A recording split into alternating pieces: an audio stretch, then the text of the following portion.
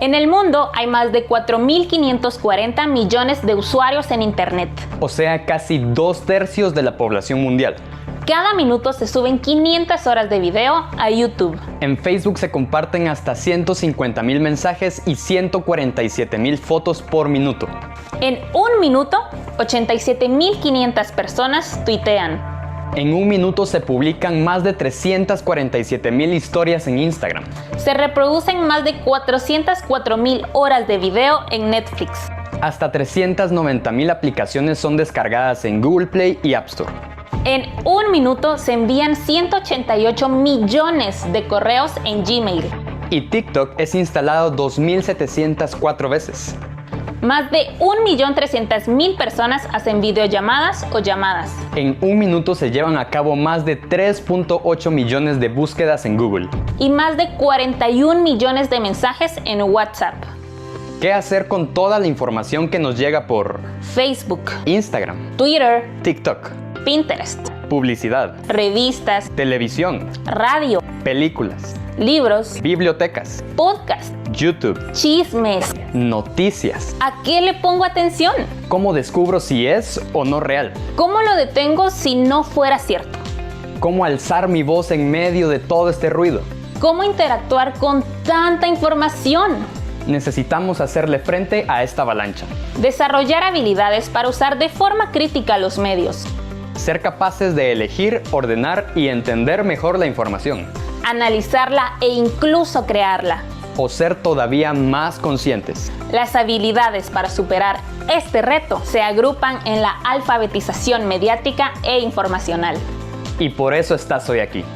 Para reflexionar acerca de la información que todos los días consumes o usas. Para aprender a usar los medios de una forma diferente, de una forma inteligente. Viaja con nosotros a través de conocimientos y opiniones de expertas y expertos de toda la región. Hacia el interior del vasto mundo de los medios de comunicación, las redes sociales y la información. Bienvenida y bienvenido. Esto es Campus AMI.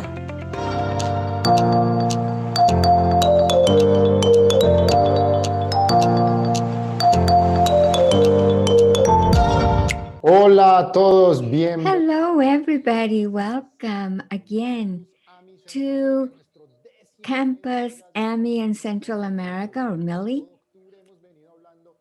During the whole month, we have been talking about very interesting subjects. So we are talking about interaction with social media and the skills that will allow us to make an intelligent use of the social media. Today, we are very happy because this is part of the global UNESCO invitation to This is the Week of the Social Media.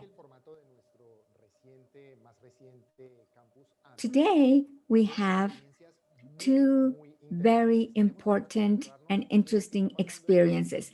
What is happening to those that are involved, changing, transforming reality, young people, everyone uses digital media. Today, we also have an experience from Georgia, Europe.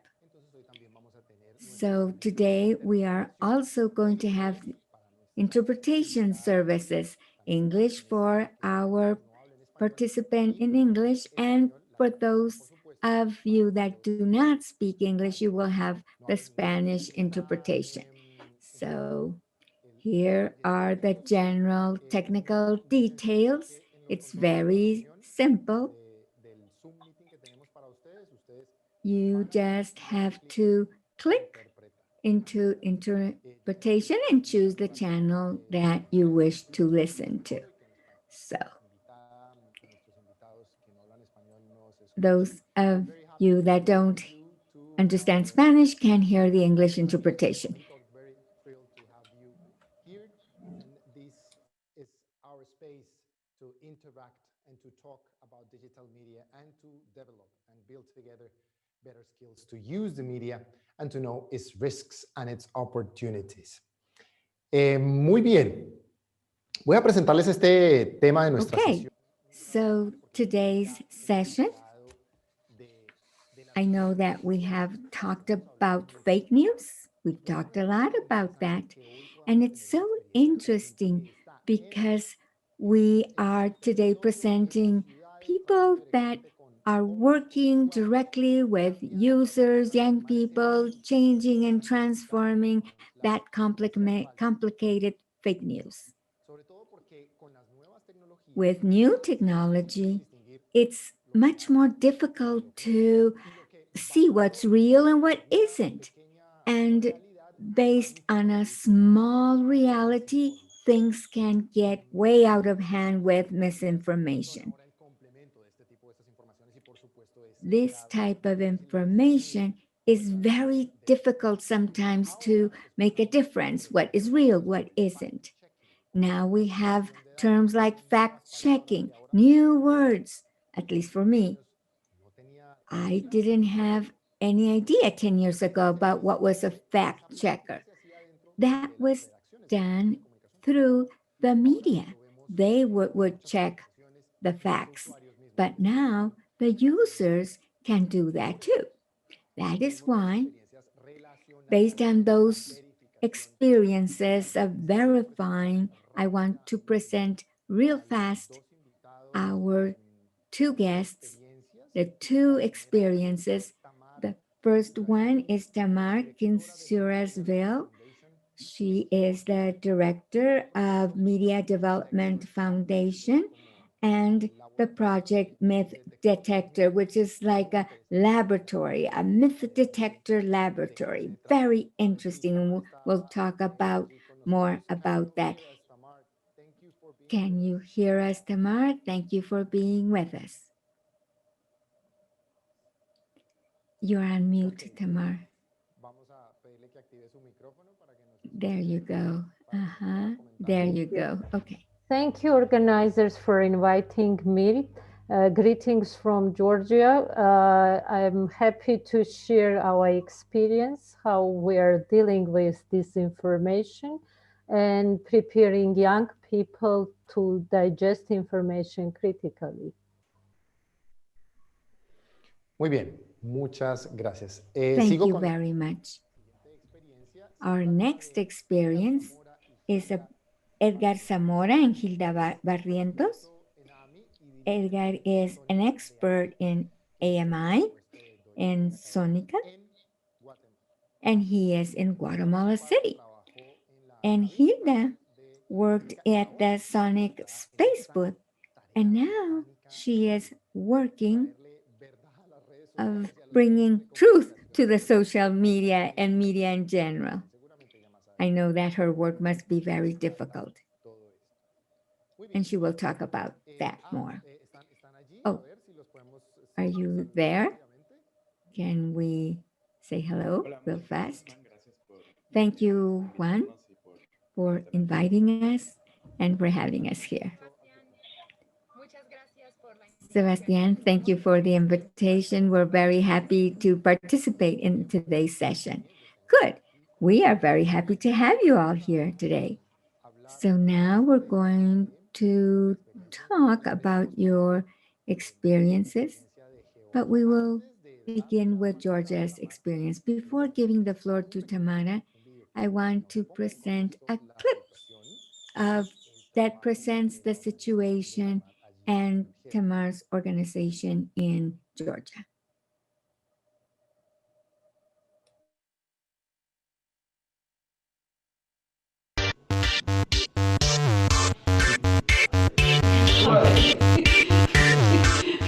Hi, I'm Tamar from Media Development Foundation.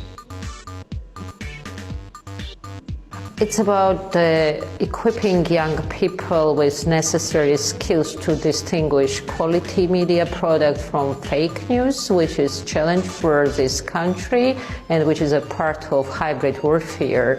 So our slogan is "Discover Truth Yourself."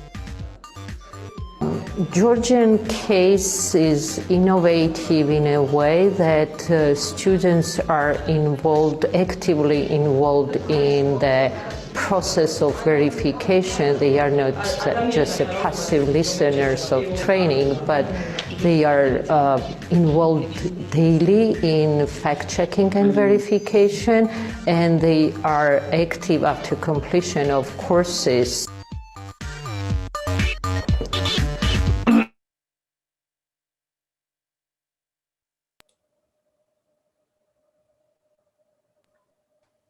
A ustedes decirles So we also want to tell you that if you are on your mobile and you're on Zoom,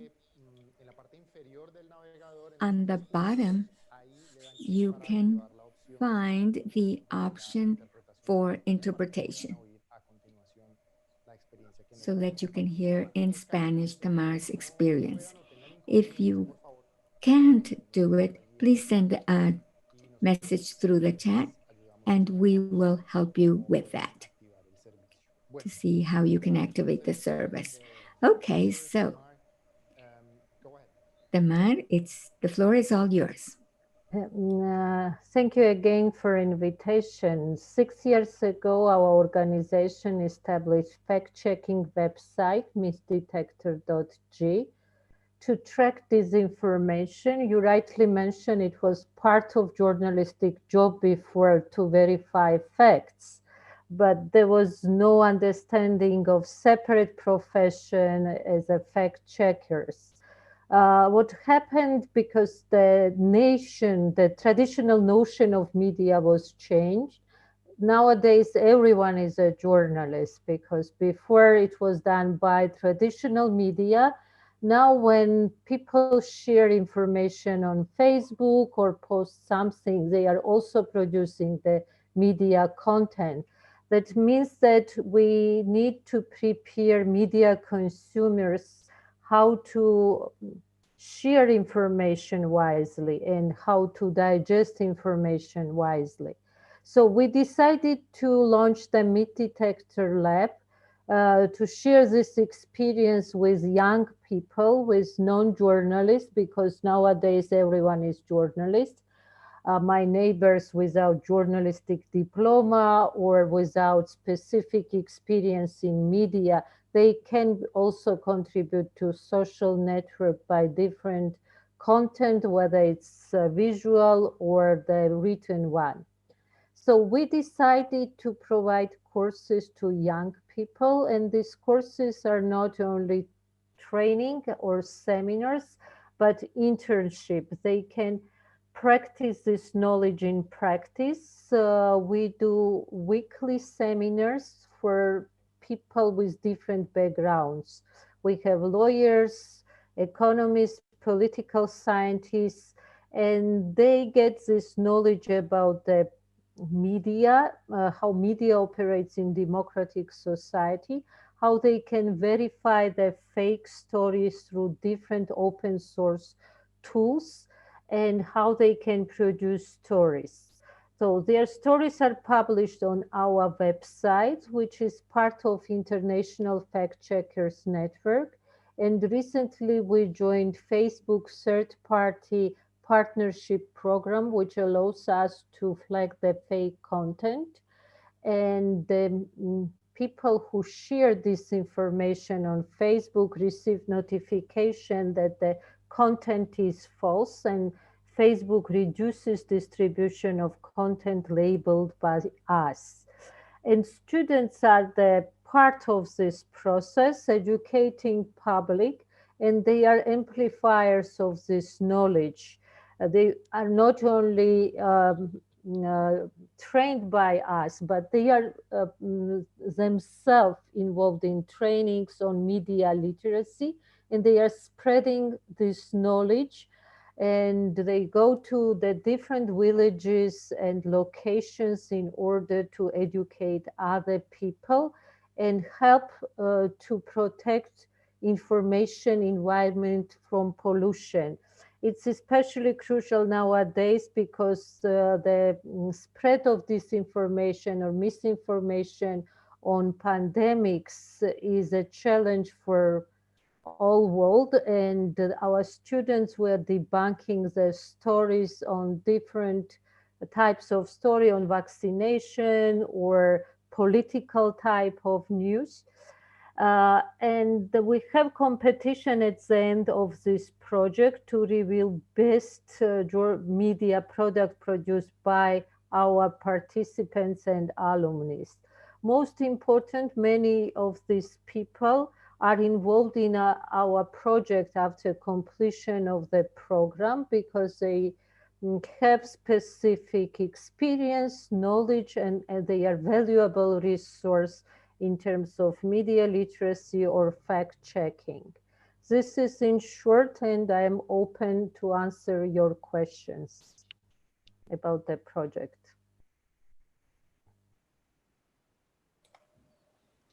Okay. Muy bien. The first thing that I thought when I heard that everyone shares information and we can all be journalists is that I would like to ask you, what is the news or the information that you had to say that it's fake and that has really impressed you because of that? You can think it's incredible that we have to go out and say this is fake. You talked about political news or the vast signs, something that you had to clarify and that you thought, how could people believe this? Yeah, the first stage is to identify what is fake news and what is not. Sometimes manipulated content or politically affiliated content is also perceived as fake news, but it's subject of interpretation. I talked about political news. We have the Russian invasion on our territory, and we observe the huge disinformation coming from the Russian sources. And the goal of this disinformation is to create tensions between local minorities. And it's mostly the value-based judgment about the West tries to destroy our traditional values or identities like religion or ethnicity, and to create tensions between different peoples, Muslims or Orthodox. And it's very dangerous and it's very harmful because it might provoke conflict between people of different ethnicity. So when we see that there are some flow of disinformation, lacking sources, stemming from suspicion media outlets, we're trying to verify this story. And the issue who stands behind this news is very important because sometimes we observe flow of political disinformation, sometimes clickbait sites are doing the same for economic purposes, and not all stories or disinformation are aimed at political agenda. It's just the aim is to gain some money by clickbaits, etc. This is a main trends observed in Georgia. Muy interesante. So interesting. Of course, to be in the influence of Russia must be very complicated because of politics that take place in Russia, where information is very important and it is used in a very special way, as we have heard it here on the western part. At AMI campus, we talked about why do people give a click to those fake news? Why do they disseminate so fast in both in politics, like you have presented? What is the diagnosis that you make that why do fake news spread so much and they grow so fast in the social media? When disinformation is disseminated intentionally, intention is to harm societies. So they know very well the local population and try to trigger in certain cases historic trauma. And their headlines are very sensational. So it's easy to provoke people. Sometimes people are not reading their stories. They believe in headlines. That's why selection of headlines is very, very skillful. I will give you just one example.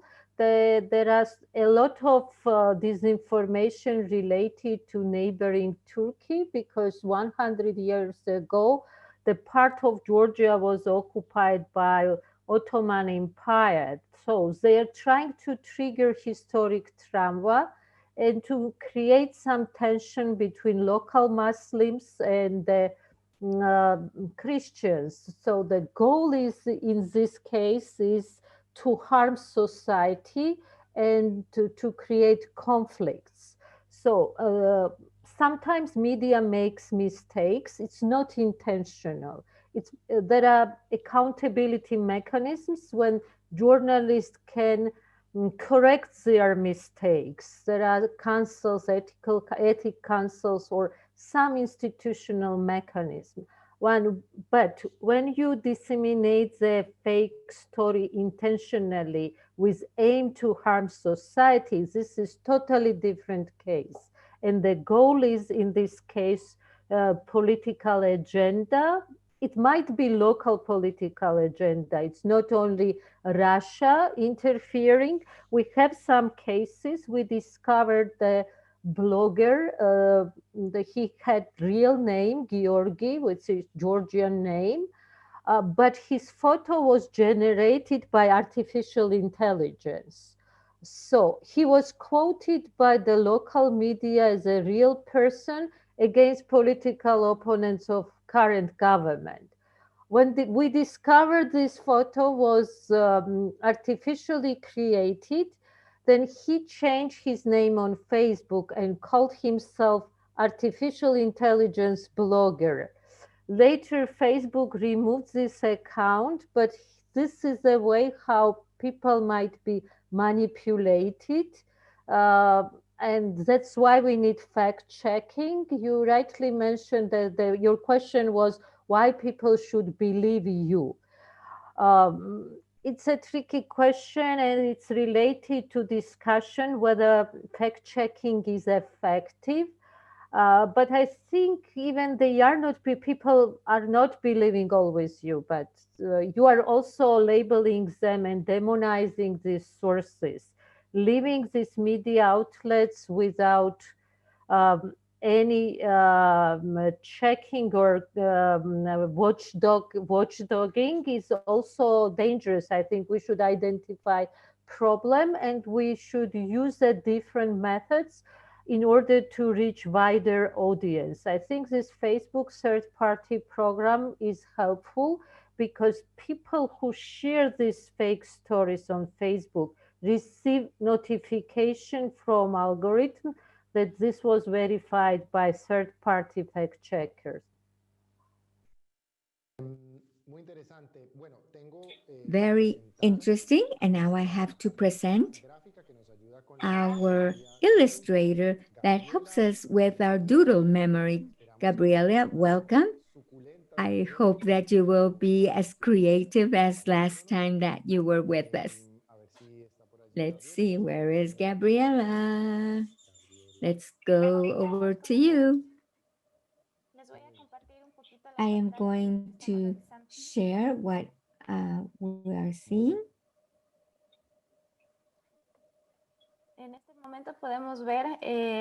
Right now, we can see a topic of when we are journalists, how do we can verify the checkers of the information that we received, and how people is manipulated by false information that causes fear. Great, your job is going there. And later, we're going to see how she is progressing. Well, I also wanted to invite, if you want questions about our guest, If something calls to your attention and you need to ask something, please write down your question, and we are going to convey that question to Tamar. One important thing that we would like to know, and maybe to you too, the ones who are here, is about training on those people who are in charge of verifying the facts. That is a very complex task because you have to check agendas of other countries that are making interference. And also you have to verify, for example, in Georgia, you have to see that there are opponents, and you have to verify the false information that they are providing, as well as the misinformation with political purposes. And there is a very complex environment. So how do you train people to fight against that? Can you tell us about the experience? You have been training people for a long time. What is the most important thing that we have to know to verify facts in internet?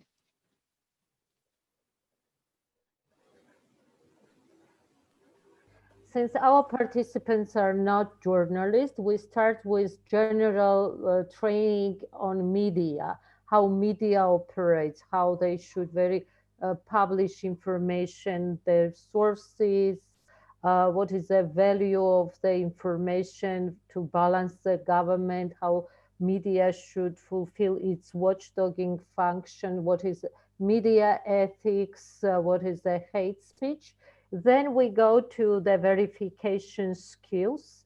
We're working with open source investigative tools like Invid, Google image search, reverse search, or different verification tools, geolocation, etc. All these resources are available online. We also train teachers with the same tools. And another part of our training is internship. They do practical work. They do produce the articles with mentorship of our fact checkers. So they have practical experience, and their stories are often republished by Ustratcom or different international organizations. It's also incentive for them to get wider audience with their fact check stories and to have influence, of course, on public, because sometimes people correct misinformation they produce, and with cooperation with Facebook, even people are removing their false content themselves. Muy bien. Este es un trabajo, como ven, difícil, de Well, filigrana. as you can see, this work, it's difficult, it's hard. Every day you have to work in field with the young people, checking what they have to say, verifying the media, and we have to compare two experiences to see and to compare how you can do that work in different territories.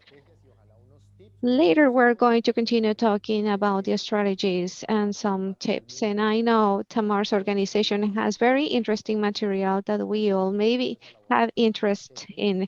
And it's because we want to verify the facts. And now I want to introduce to the next presenter, and it's about an experience focused in fake news, but with a bigger context. It's another kind of initiative that we want to share with you. Edgar, do you hear us? Or Gilda? We hear you. Well, you have heard an experience with lots of important elements. Maybe you have reflected a little bit from Tamar's experience. Can you tell us a little bit about the Sónica's work in Guatemala against this fake news giant? Well, our experience is under the lens And because we have that lens as a verificator, and it is going targeting our audience, that is young people.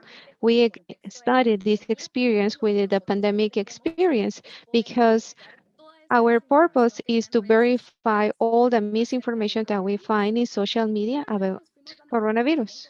But later we realized that a lot of youth were comparing topics different to coronavirus. And then we started to insert other topics.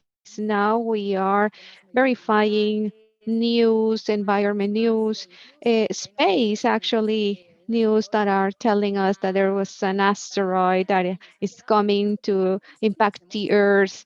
And we are trying to verify all those news, and we have been verifying the news under this lens. And we were making some capsules like for radio. But later we realized that it was important to bring that segment to the social media because there is where our target audience is.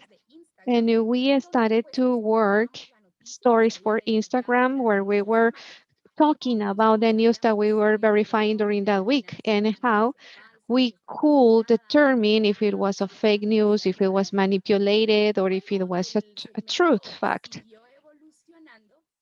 Then the segment continued under the evolution, and we created different live videos. These videos were not longer than 10 minutes because the people connected to the transmission, live transmissions, as you can see in your screen, that will stay from the beginning to end. And this was a kind of a news section, and we were talking in a vocabulary they could understand, and we were talking about what the news were under the magnifying glass. And we started to record the videos in the same format about telling the news that were verified during the week and how we determine that the information we received was truth or not. And finally, that the format we're working now, it is a little more interactive. And this is like a multi-format plan. And we are creating videos of the news that are verified during the week, but we are making a hologram. And meanwhile, the person is narrating the news. It's similar to a hologram, the places that we consult to verify the information. In this way, young people may know what were the web pages that we visited or the resources they can use, and they can replicate the practices from their mobile phones, their spaces and contexts. We continue talking that in order to verify the news, we visit the official website. For example, if it is about coronavirus, we said we visited the WHO. And if it's scientific, we have to verify medical topics. In that case, they know what are the sites that they must visit to verify the facts.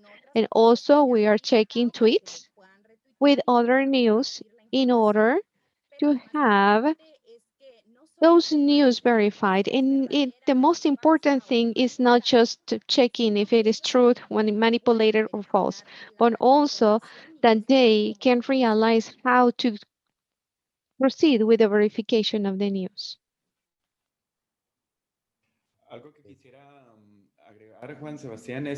Something that I would like to add is that we started to work this under the magnifying glass strategy from the pandemic, as Gilda was explaining. But it is also part of a big strategy of a multimedia lab that we have in Sónica. And that is specifically designed for media and information literacy. And Gilda was explaining. It started as a content that was not actually information literacy. But according we have been working, it evolved in order to develop skills and this critical thinking on behalf of young people who are following our social media. ¿Ahora? ¿Me escuchan? ¿Sí? Do you hear me now? Eso que recién me dices me parece muy interesante. Esa es una pregunta que les voy a What you hacer. just have Nosotros said, ahora it's tenemos quite una pregunta que interesting. dice, And now I want to ask Fernando, you una the same pregunta. question I asked to Tamar. No sé, Gilda o Edgar, ¿alguna Hilda noticia or Edgar, increíble que is hayan there visto any que como amazing Gilda, news no that puede ser you que yo tenga que have to salir a verify auxiliar and porque you say, I exacto, can't believe that I have to go outside and say, talk to the people and say, this is not true.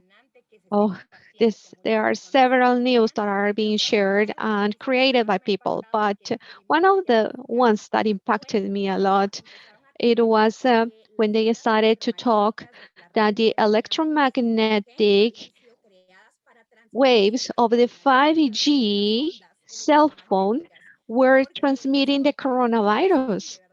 And it's totally impossible. That cannot happen. But since everybody starts sharing it, and it is like with sensation, a lot of people start to believe that information. And several WhatsApp groups were sharing that, and people were alarmed. And we had to say, no, this is not true. Virus can be contagious, be propagated only by physical contact and never by electronic waves and nor using a mobile cell phone network. And I remember that we actually had to explain about that as well. And we had to explain how the 5G network is working, and it was quite interesting as well. Okay, and how works how is working the necessity of people that they need a verification of data. And we see that there are a lot of young people with Sónica, and you are doing a great job with them. It's big, but how many verification requests do you handle, or how do you work with this? How do you manage that? Well, at the beginning of the pandemic, that the under the magnifying glass started, uh, we had a lot of people and young people asking us for verification of some data that they receive by WhatsApp. Because in Guatemala, the thing is that lots of doubtful information was reaching us through this WhatsApp platform. And it is very easy to share it from there. And the message for us, the message that we spread was before sharing, please verify the information. And we started to work like that. Then it was like an evolving process. And something that it was under our suspicious that it was not pandemic information, but suddenly we realized that there were some other doubts about general information that was affecting young people from, for example, about sexuality to health topics. And we can say that trivial things, trivial topics like movies that are going to have in the cinema that is not actually. And in general, there is a need.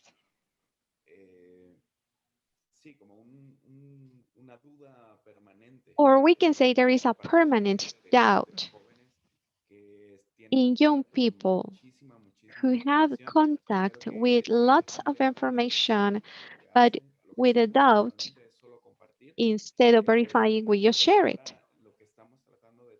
But now, the message we want to convey is step back and think really, is this information something that you can believe? Well, I want to tell you, if you see that I am speaking but you don't hear me, it's because we talk here with the studio and they are giving feedback of the comments and we're receiving some greetings. So that's the reason that I'm speaking, but I am here. Okay, and I am with everybody right now in the environment. Okay, Gilda. I just wanted to take something of what you were saying in the previous question. How do you make a group with a fact checker plus the media and information literacy? Apparently, that's come from different contexts, but they have like a intermediate point that is important, and through the meal, you can share successful experiences that you have been developing formats and even a video game. How do you see it? What is the connection point that you have with a good training in the meal context and the possibility of breaking down the fake news? Well, this point is that to train citizens that share the contents in a critical way.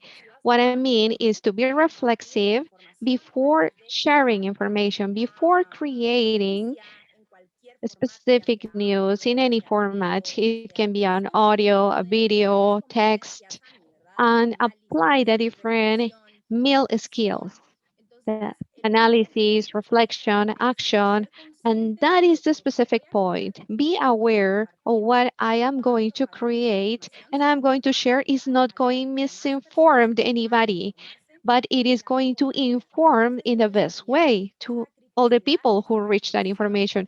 We have to be credible and to create that reflection, to be aware that in my hands is also the power to misinform or inform in a proper way. That is key. The power that we are not aware on. Well, maybe Edgar, of what you were saying, I know that you developed a video game. You were telling us it's quite interesting. And you also have developed several strategies, of course, because if you want to reach on people, you have to be creative. And you were saying it at the beginning, Gilda. What is the thing that has had the best result of all? How does work? Well, actually, we became experts in developing methodologies and general games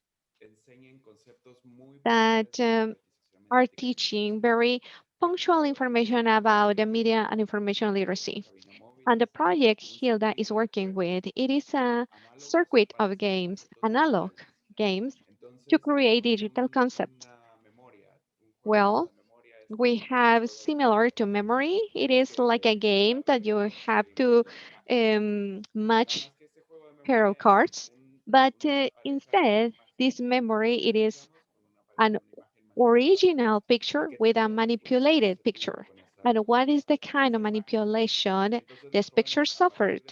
And young people, through playing this game, they understand the manipulation action on the pictures, and they can understand and not every picture in internet is telling you the truth, because those can be manipulated and used to cheat people with the intention to cheat others. We have another game that have worked very well. We have a Jenga. It is the information Jenga for us. And we have to take out blocks, and it is giant as well. And every block has a question that is related with a certain information. If this is correct, so they are going to stack the blocks. But if it is incorrect, if the penalty is to stack under a risk. And I think that this is a series of strategies.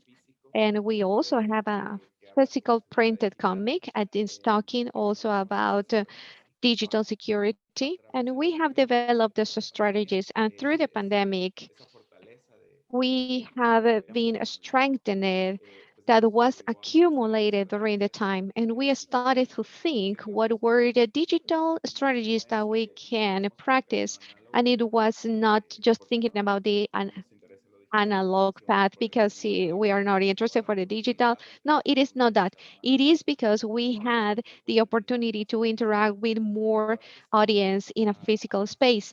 But now that we are under the conditions we are developing a video game that is working through platform of Facebook, and it is related to the memes analysis. From the experience that we have had in these years in the laboratory for of myth detection, and our audience, it is not actually consuming news. They are consuming memes. They are consuming any other kind of digital content. And we have to teach them how to understand these memes, what is behind them, what is the meaning they have. You have to take a meme, analyze it, to stop spreading it, because maybe it is talking about xenophobia, a hate speech, or discrimination based on gender. And that is the idea of the strategy. In general, we have been working a little more in media and information literacy, not only for radio, but for different platforms, as Gilda was saying, under the magnifying glass strategy. And it is like a fact-checking experience. And we're trying that our young audience also learn to do their own fact-checking from our content. Muy bien, muy interesante. Ya quiero saber más y pegarme a ese video. Very interesting. I want to see that video game because we have to develop that creativity to be able to reach this type of audience. It's easier, it's not that easy to build rather than to destroy. We're going to go back to Tamar. Let me see. I'm going to ask her in English. Let's see if it works. I know that you also at your organization, you do have tools and specifically designed plans to reach that age of young people, but also users in general. How has this changed? I'm also thinking of media literacy. How does it work for education so that people are aware of what is real? So on day one,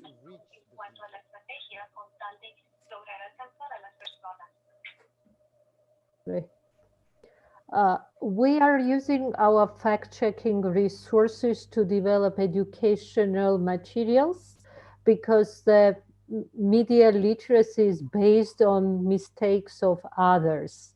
So our approach is to equip people with tools, not to say what is true or what is false, because nobody likes to impose this is a true or false content, but to guide them how to navigate in this information chaos and how to consume media wisely. This is our approach, and we developed a different project, different educational resources for teachers, young people, and we're also developing the online games on hate speech, on fake stories, because there are many good examples when people can pay attention to some minor details. Even the web pages, we have many cases when the Western brands are cloned, and for instance, Fox News G or Euronews G, there are some minor corrections or misspellings in these names of domain, which is misleading. The fake stories disseminated by Guardian with one letter missing in domain name. Nobody pays attention to such details. We're just warning people that this is important. You should verify the real source. You should spend more time on going and checking who stands behind these media outlets. Otherwise, in this, there are so much information. It's difficult to read all pieces, but critical consumption means to checking the ending of domain, to checking who is the author of this article, whether media is well known or it's just artificially created when media outlet was created. We have cases when the page was created 2 days earlier when disinformation was spread. So you should go to check when the registration detail of domain. It's time consuming, but this is only way we can survive in this world. True. There are some people saying that we should restrict the Russian channels on disinformation. This is not solution because in transitional countries, governments can shut down the critical media outlets instead of real problems, and it's very subjective. So it's better to prepare citizens rather than block something because we're living in global world. Restriction is not solution. You can always get this information if you are not authoritarian countries where internet is blocked or content is filtered like it's in Iran or other authoritarian countries. So this is a way we're thinking to work with different target groups. And I think that we need collaboration with the schools, educational institutions, in order to integrate these programs in general education, in higher education as well.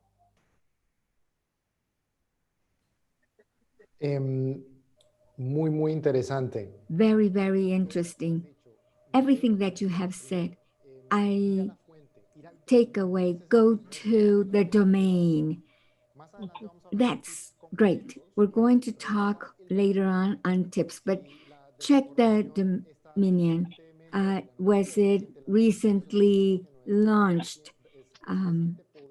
If we can verify if the place from where it comes, is it recent?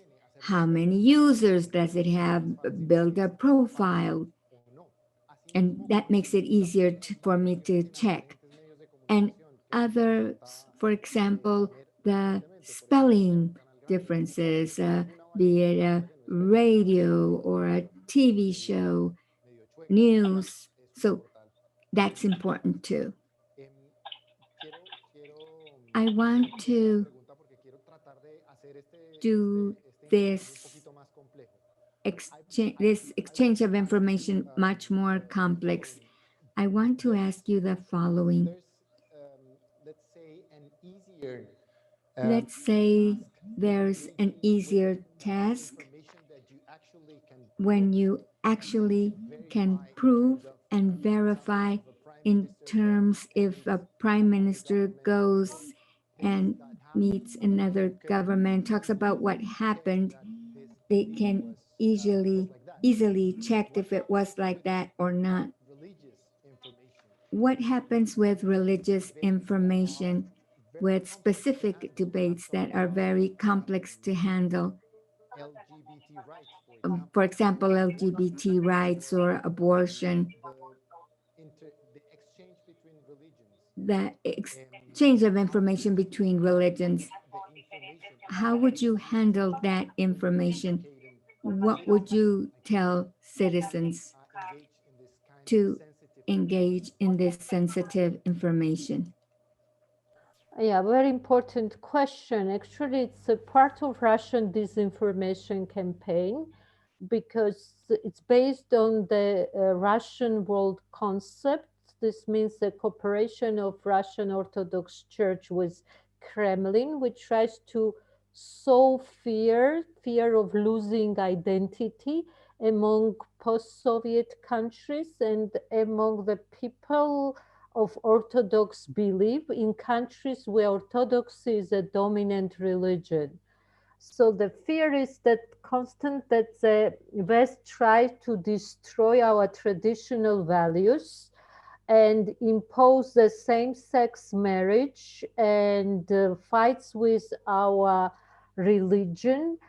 So our approach is, if it's disinformation, we're trying to debunk because there are many fake stories taken from satiric news websites about pervert Western people raping other mummies or animals to show that they are either zoophiles or necrophiles. So our approach is to analyze the sources of information, the trends in this field, and to show the real facts, because the Soviet Union was forbidding the religion as such, because religion was something against the communism itself. And many Orthodox churches were destroyed during Soviet Union, or they changed their profiles. So when today Russia is saying that we are defenders of orthodoxy, we should recall our history, because we lost many important heritage, Orthodox heritage, during this time. So it's not only about the media literacy, but it's about history and political agenda of Russia. It's not always possible to do with fact-checking. It's a very complex issue in this part of the world. And it's very dangerous, of course, because Georgia is multi-ethnic, multi-religious country. And what is Russia trying to do to create conflict between the Georgian Muslims and Georgian Orthodox? So that's why it's important to prevent their attempts and to educate people why this content is harmful.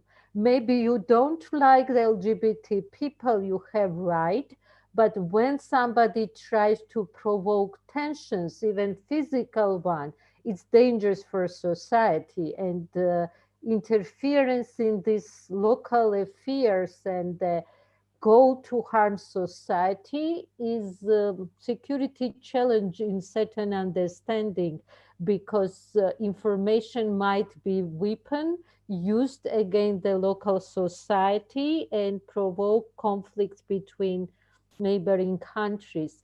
I talked earlier about Turkophobia. Turkey is our neighbor. Despite historical hostility, now Turkey supports Georgia's independence and Georgia's integration into Western institution. And the goal of this message, that if Russia is occupied, Turkey is too, aims to shift focus from current security challenges to historical one. But today we have Russian troops and Russian military presence on Georgian territory. So it's quite complicated problem. And the identity-related discourse, as you rightly mentioned, sensitive topics, religion, LGBT groups are very emotional, and people react irrationally when you are addressing or targeting their identity. That's why it's very dangerous and sensitive issue. Además de una clase de alfabetización mediática e informacional. Besides media and information literacy, we're receiving a history and religious and politics. I wanted to remember I wanted you to remember that this event is part of the Global Week of the American states and UNESCO. So thank you very much. And remember that this event, as those events of this week, are part of the Global Media Week. We want to invite you also, if you have any questions, if you want us to go back to any issue that you may have, you can do it through your chat. I wanted to greet Gabriela again. Let's see how you're doing in your illustration. Let's see your work, Gabriela. Here I am.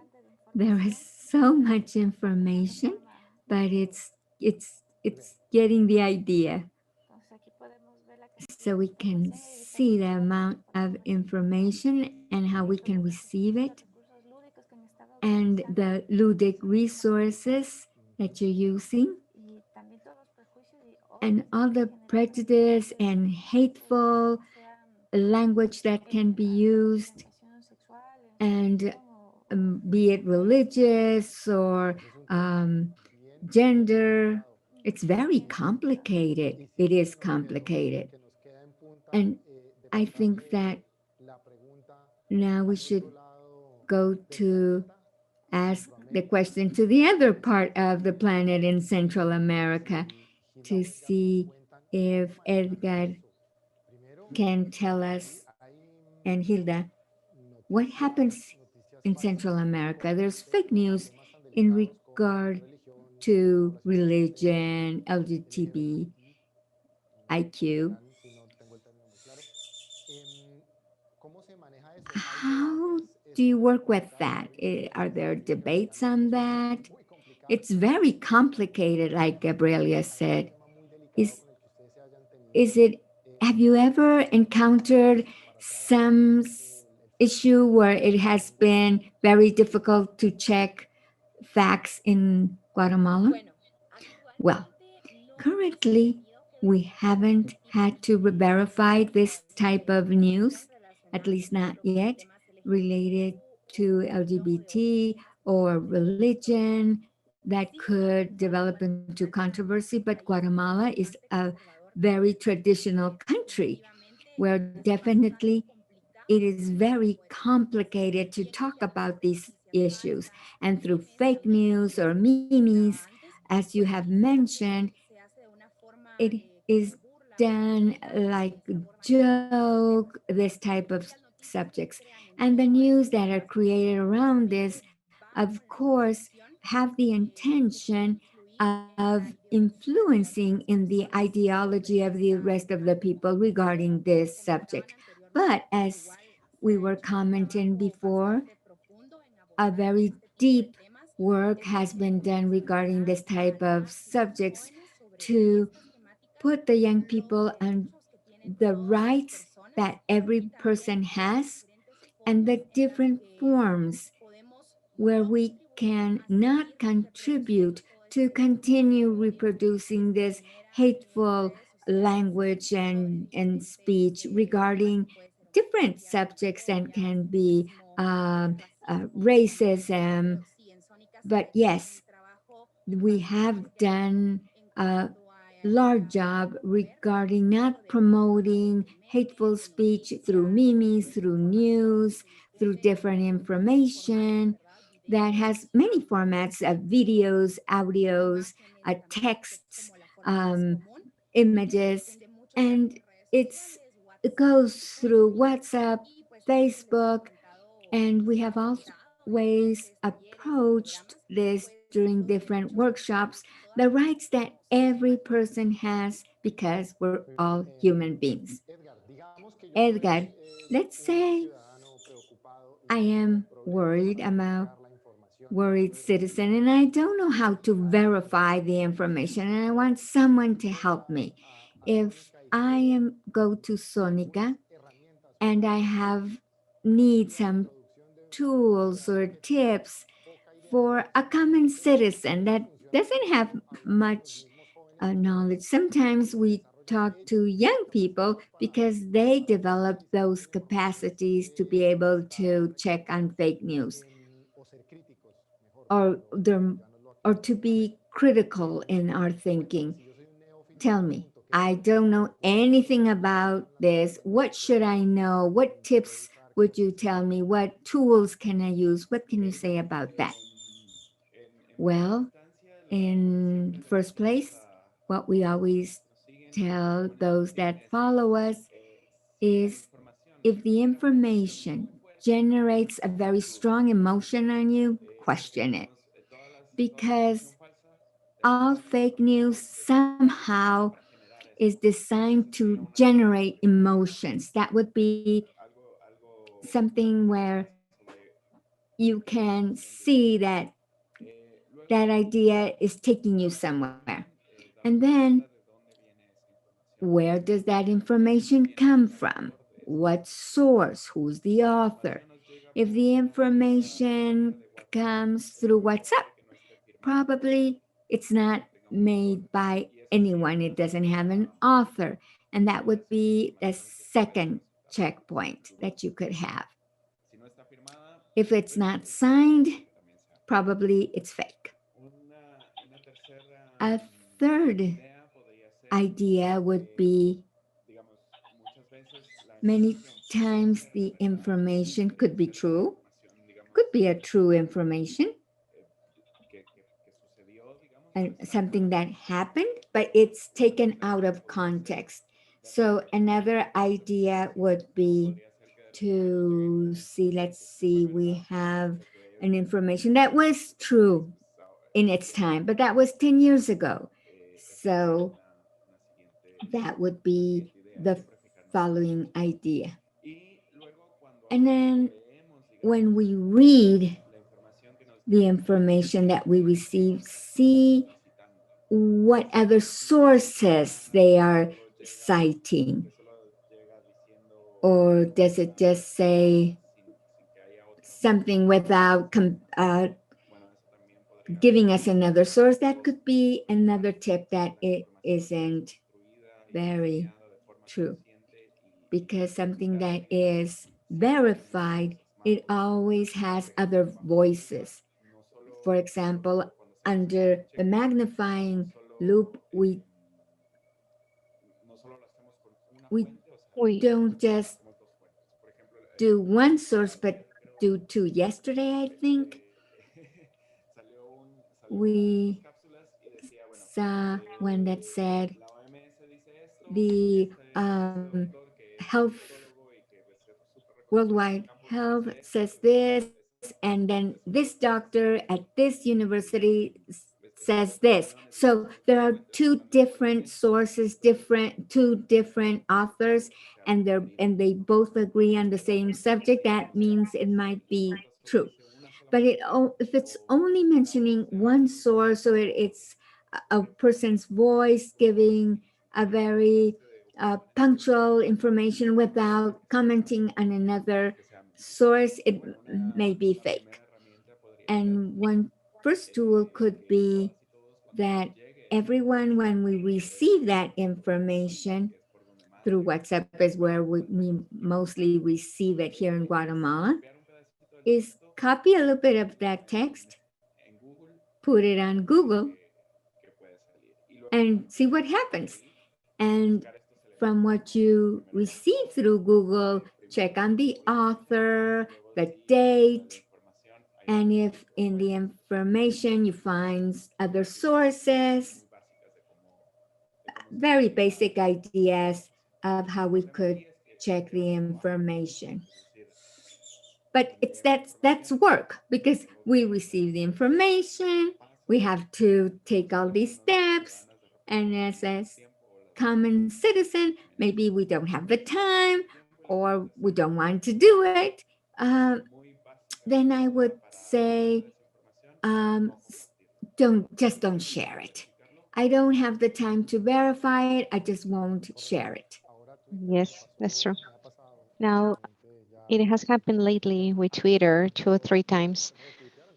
Before retweeting, it offers me the option, do you want to read the comprehensive article? And they are telling me, you didn't read anything, you just read 3 lines, and now you have to retweet. You want to retweet, so be serious, please. Read the things before sharing. I think that everybody has passed for that.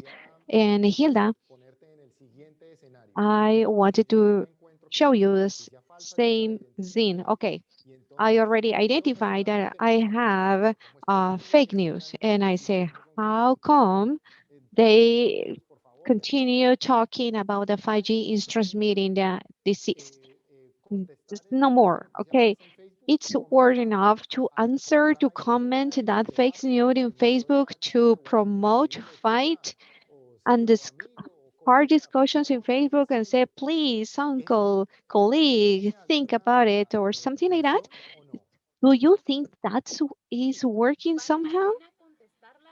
Well, I believe it is important to reply it if we already have the fundamentals and the verification of the news. And it is important to share the relative, the friend, the colleague, that this person is sharing fake information. And we have to explain that it's not in that way.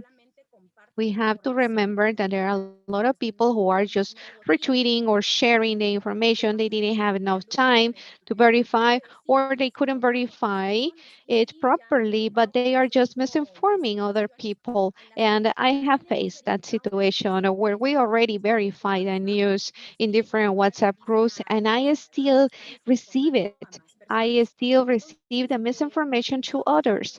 And I think it is important to reply to that person and say, no, it is not like that.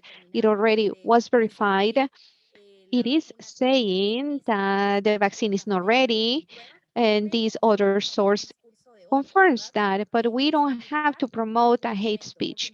We have to speak with a ground that is letting them know what is fake or true. And the idea is not find, because we don't want to talk in a hateful behavior. We want to spread to the people the education that we don't have to share misinformation. But once we have all the supporting facts, and let us confirm that we are totally sure this information is fake. But there is an example. In a group, a person was sharing a fake news, and under the magnifying glass, it had verified before, and I wrote in the comments, no, that is not in that way, and I fully explained all the things that we verified. And a lot of people started to like to my comment, to my explanation. And I thought in that way, somehow we stop the fake dissemination because people have the other face of the situation and they may be in a better context. That is the way the social media are spreading fake news. And we also have to use them to talk about news that have been verified and can provide us a real context of the situation. I'm sorry, I just want to add something, and that is also a media and information literacy skill. And that is related to the behavior, related to the action. And it is not just, okay, I discovered what is true. I already have the real information. I also have to share it. We become the multiplying agent of the good information.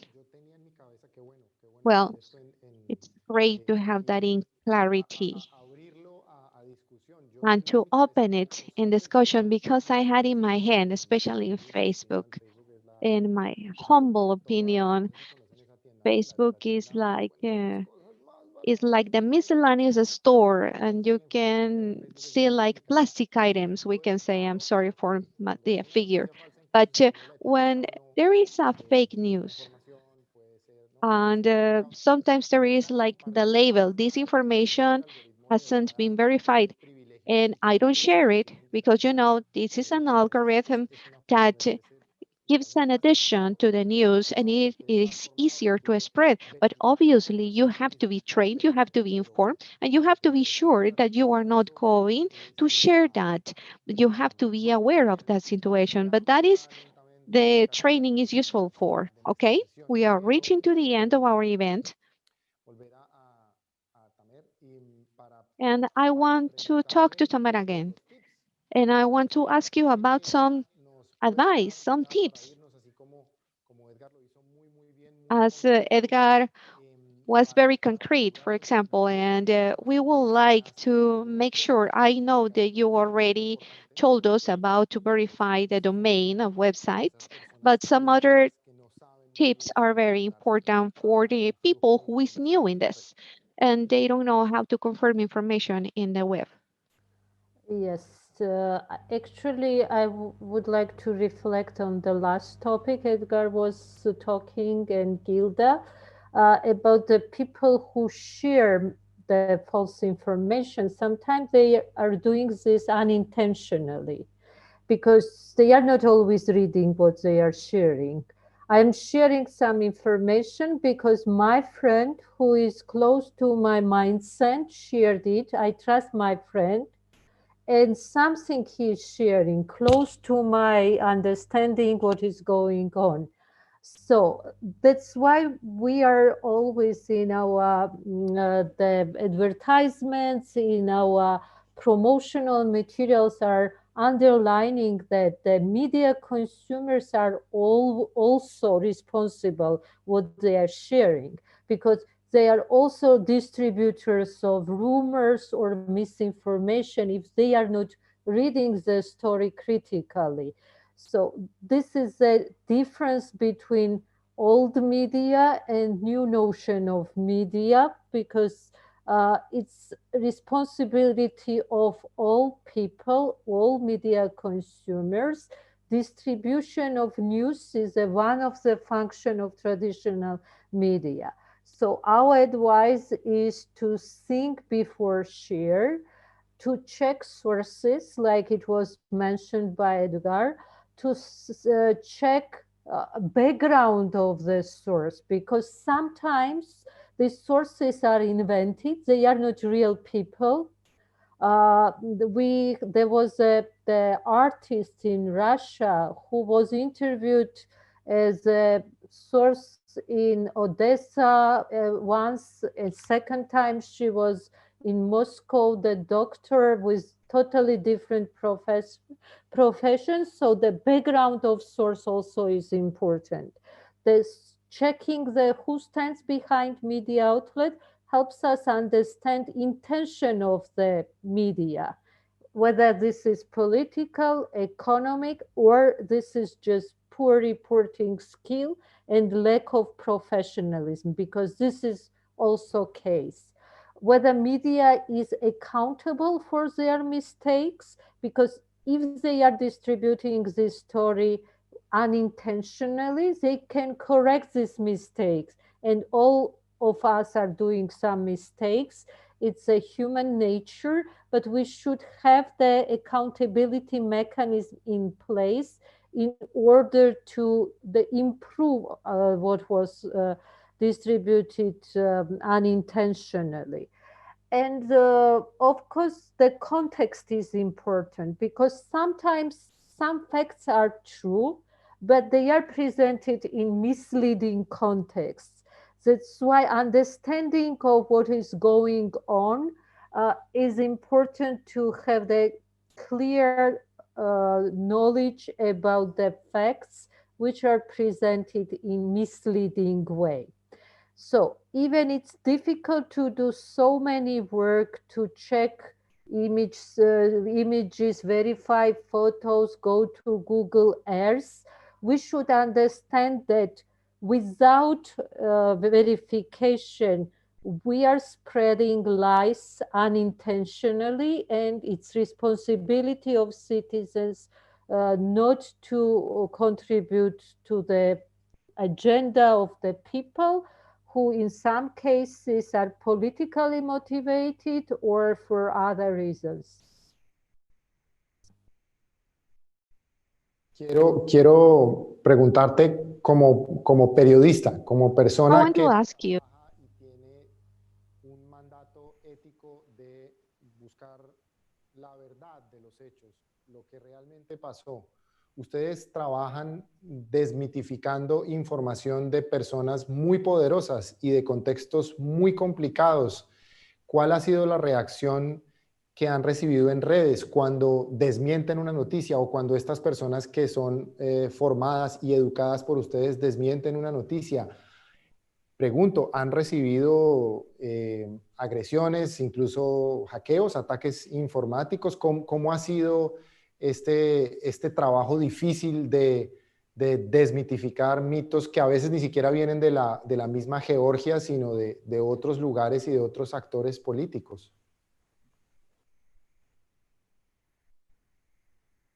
There was no translation. There was no translation for last part. Okay, I am going to make a summary of the question.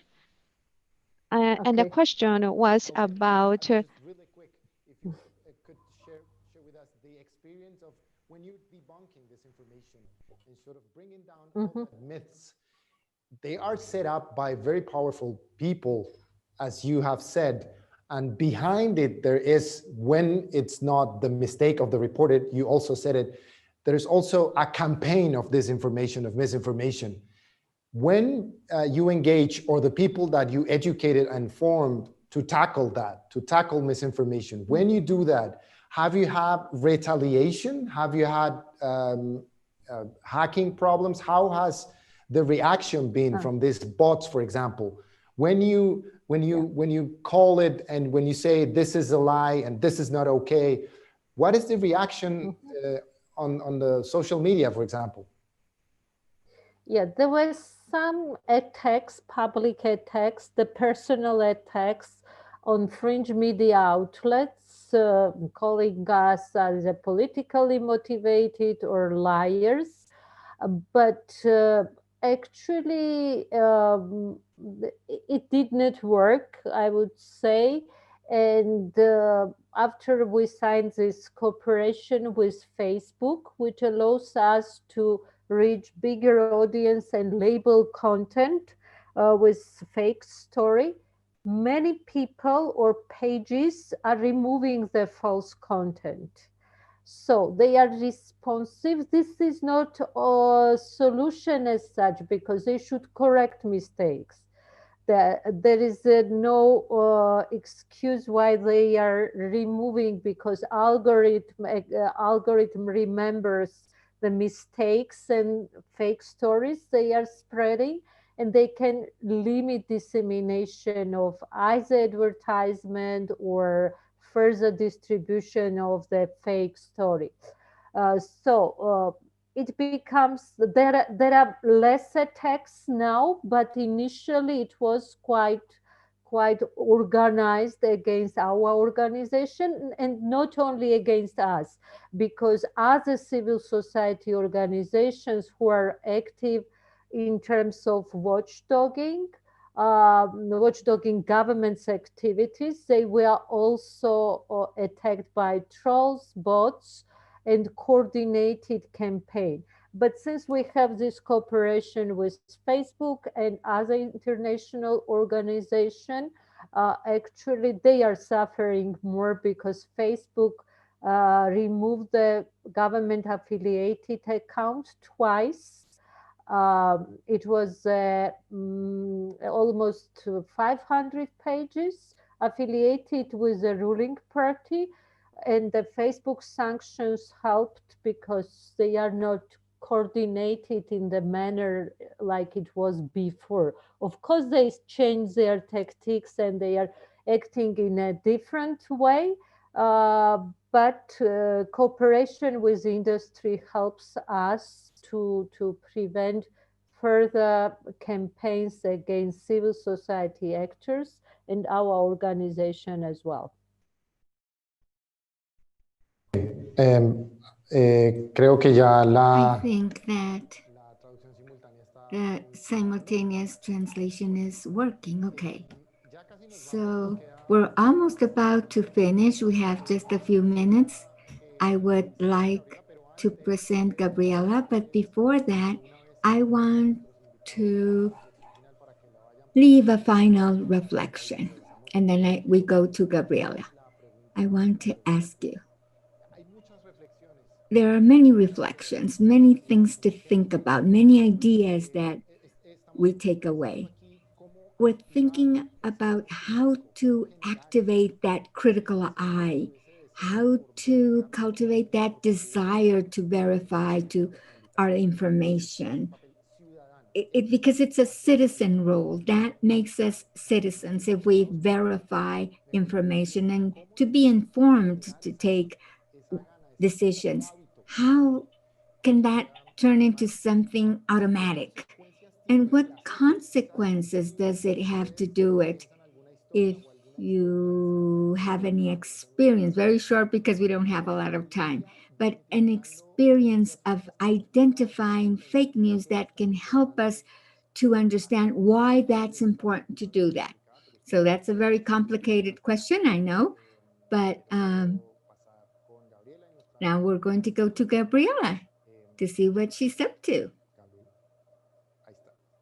There we go.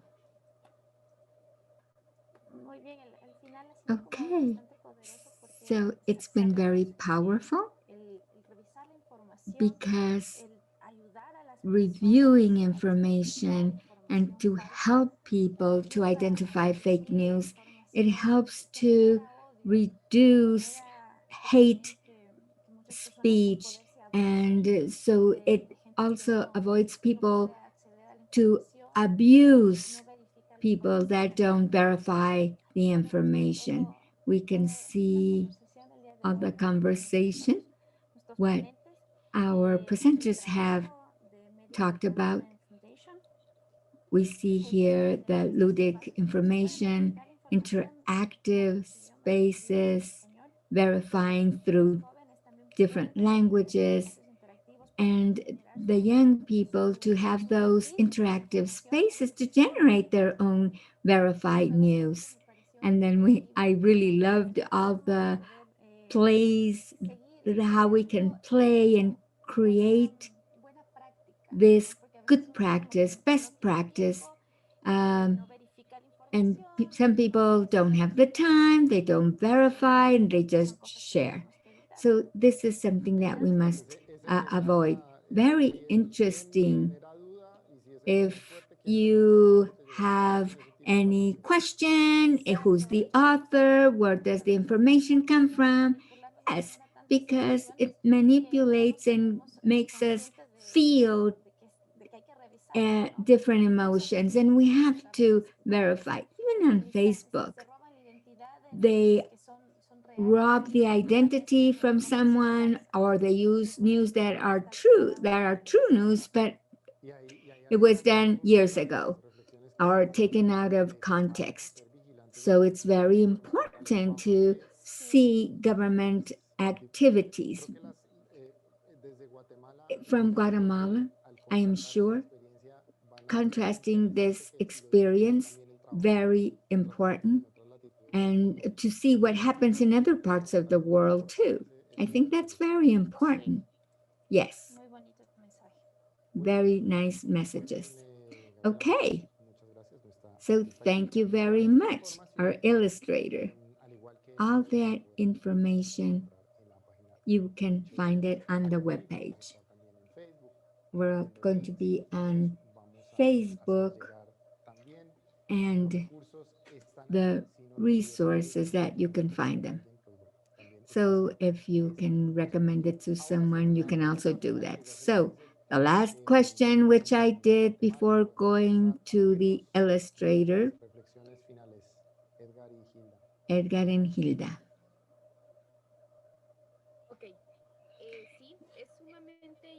Yes, it's very important to verify the information because the impact of misinformation can be from taking the good reputation from a person. And I'm going to tell you an experience that I was able to discover through our project, that an information can cause death. Because one of the experiences that we verified was regarding a news that was in social media.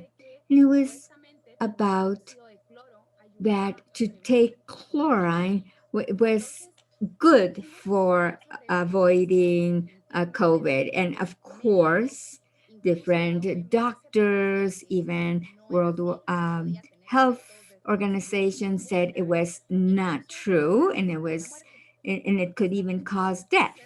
So in the process of verification of this news, there was a news regarding this where a boy, 5-year-old boy, had died in Argentina because his parents had heard this news and had given him chlorine. So we investigated, was it true? It was true. The hospital communicated this information. So here's where I can say misinformation can generate death when we don't have that reflection moment, when we don't analyze and before sharing or doing what this news says. I'm going to verify, I'm going to make research, I'm going to ask an expert. So it's very complicated. We can't believe everything we see on social media. We have to remember that now with the digital world, there is everything goes up immediately and doesn't go through a verification. So it's very important that we verify all the information. That takes time, of course. There's an effort, of course, but it's very important so that we don't have that type of situation which can be very hurtful. So that would be my final reflection. We have a lot of misinformation, but we have to learn to be critical, to apply the tools that we have shared today so that we can be part of those that can help those that don't verify information so that they don't fall so easily in that trap. Edgar. Edgar? Yes, I also think that misinformation can be make a difference between life and death. And in regard to what Tamara was saying about also supervising governments and those people in power, is that if we participate in these trainings of media and information literacy, if we try to create spaces of healthier and that can help us to exercise our rights as access to information and to verification. That would be, it's important because there we can generate a space which is much healthier for democracy from the perspective of being able to exercise our rights. Interesante los dos. Very Muchos- interesting. Ok, Tamar, para Tamara, no sé si pudiste escuchar la pregunta que hice hace unos minutos, I incluso don't know if you could hear my question regarding our can final hear your reflections. Yes, I can hear, and I think in democracies, people making decisions, people are making choices based on information. So we need trustworthy information, accurate information in order to make informed choices. So it's our responsibility, it's responsibility of all citizens to care about the quality information, and we should differentiate the fabricated stories from the trustful one. We need trustful media outlets, and we should preserve trust in media because this is a part of democratic process, and the media fulfills watchdog function in order to balance the other parts of power. So we should preserve these important institutions. That's why the role of the organizations who are working on media literacy and who are supporting by our initiatives. And I would like to thank Deutsche Welle Academy, because when we had this idea to launch some kind of lab to educate others, not only to do fact checking, was supported by Deutsche Welle Academy, and actually it's we already trained more than 150 young people over 3 years, and we hope to continue this work because there is a huge demand for this program. And since people have interest, I think we're doing the important work and hope to continue this work. And I wish success to our colleagues in Guatemala, because we are all doing the work which is necessary in terms of supporting the critical thinking among our local societies. Cada palabra que nos han compartido hoy es muy Every word that you have shared today is powerful. Okay, I'm going to make this reflection. Tamar said, the democracy works if our decisions are informed decisions. We only work as citizens in our systems if the citizens are duly informed to take decisions. We have to believe in the media. We have to take care of them, but verifying the information. And there is the media and information literacy that takes a paramount position in this. Well, this is all we had today. Thank you very much, Tamar. Thank you, Edgar. Thank you, Gilda. All of you are experts who provided your input about the learning more about citizenship and information rights. Thank you very much.